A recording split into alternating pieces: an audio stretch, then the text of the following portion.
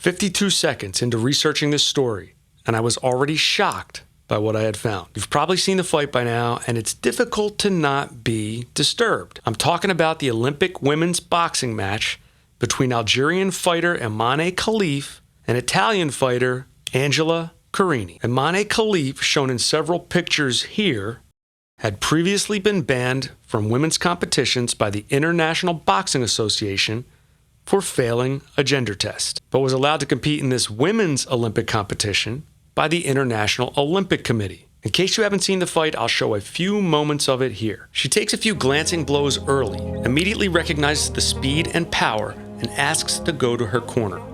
Her trainer adjusts her headgear, but I think what she's really looking for here is some help. She recognizes the unfairness of the situation, and she's looking for her trainer to step in. He does not.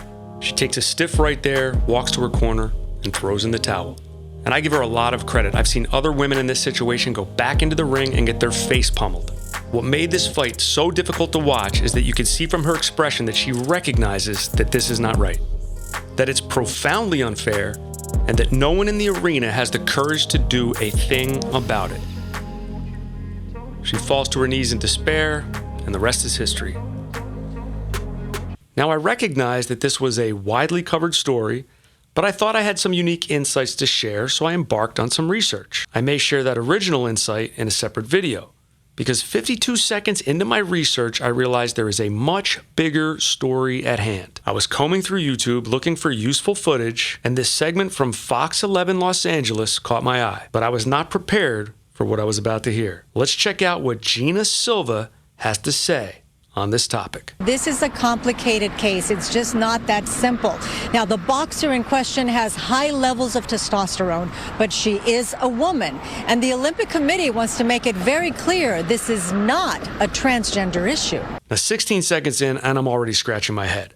This is not a transgender issue? Could I have the gist of this story completely wrong?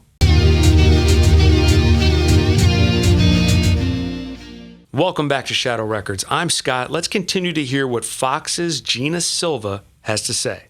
At issue is Imane Khelif's gender. She is a woman, reportedly born with XY chromosomes, typically carried by men. Typically carried by men? I was honestly shocked. Gina Silva, from a mainstream media outlet, is emphatically stating that the XY chromosome is typically, not exclusively, carried by men. That is some ballsy gaslighting. We may have to check her chromosomes. I joke, she seems like a lovely, feminine woman, but she's gaslighting the shit out of me, so she had that one coming. I mean, before the gender identity issue made its way into mainstream news and politics a few years back, had you ever heard anything like this? I hadn't. Now look, if you tell me Ariana Grande's got an XY chromosome, you've got my attention. My mind would be a little more open. This is who you're telling me has an elevated testosterone level, XY chromosomes, and is also a woman?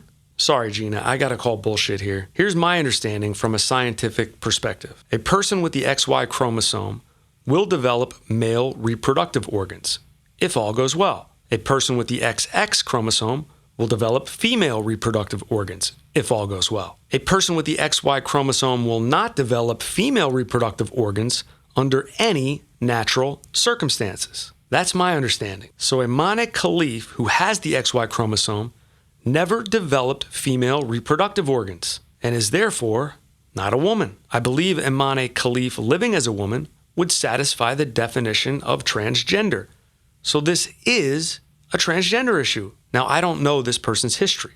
Perhaps they had abnormal development that caused their biological sex to be in question as a child. If that's the case, I do sympathize with them. That would be a difficult and unfortunate circumstance. However, allowing this person who is clearly a biological male with all of the strength and speed that comes with that to compete against biological women is not an acceptable solution. But the bigger story is the gaslighting itself.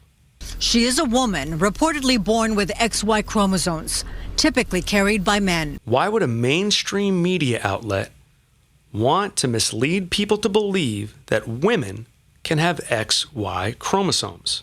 I mean, the implication is that there's simply no way to scientifically determine if a human being is a biological woman. This idea, if accepted, would be a huge victory for the powers who want to see men dominate women's sports. If an elevated testosterone level is not a reliable test, as this representative of the IOC tells us, that testosterone is not a perfect test. Many women can have testosterone which is in what would be called male levels, and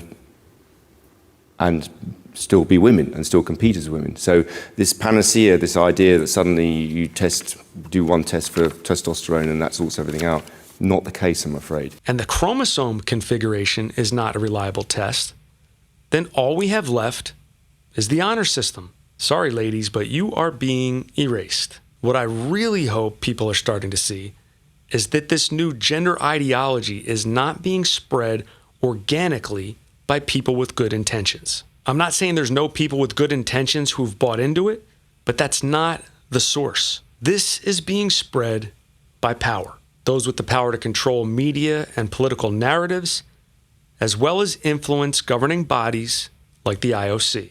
But why? Well, I believe it is a multifaceted tool, but I'll keep it simple and stick to what I see as its primary purpose: demoralization.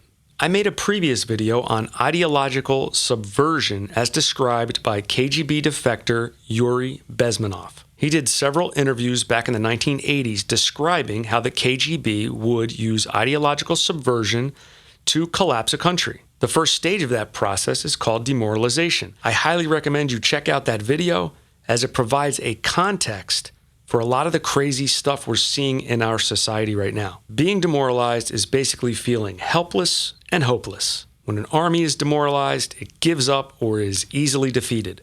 When a football team is demoralized, it's easily beaten. When a society is demoralized, it can be destabilized, collapsed, and easily taken over by an authoritarian power. What could be more demoralizing to people with traditional values than watching men beat up on women in sports, being allowed into their safe spaces, bathrooms, locker rooms, dressing rooms, etc., and not being able to do anything about it? Think about that. Not being able to protect the women in your society.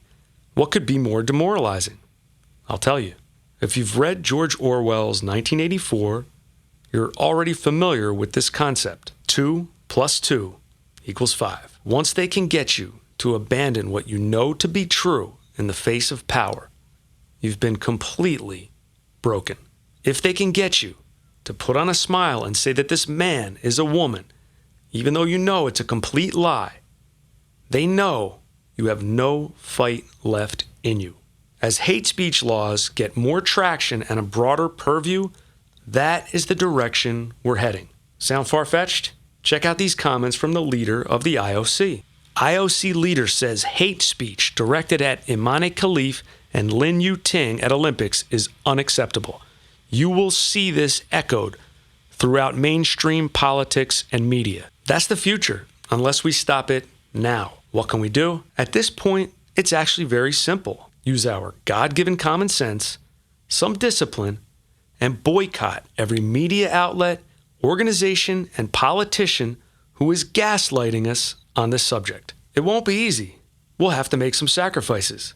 But we have tremendous strength when we're united. The longer we wait, the bigger the lift will be. Time is now. If you've enjoyed the content, please like, comment, subscribe, and by all means, share the video. It will really help me grow this channel and this community. See you soon.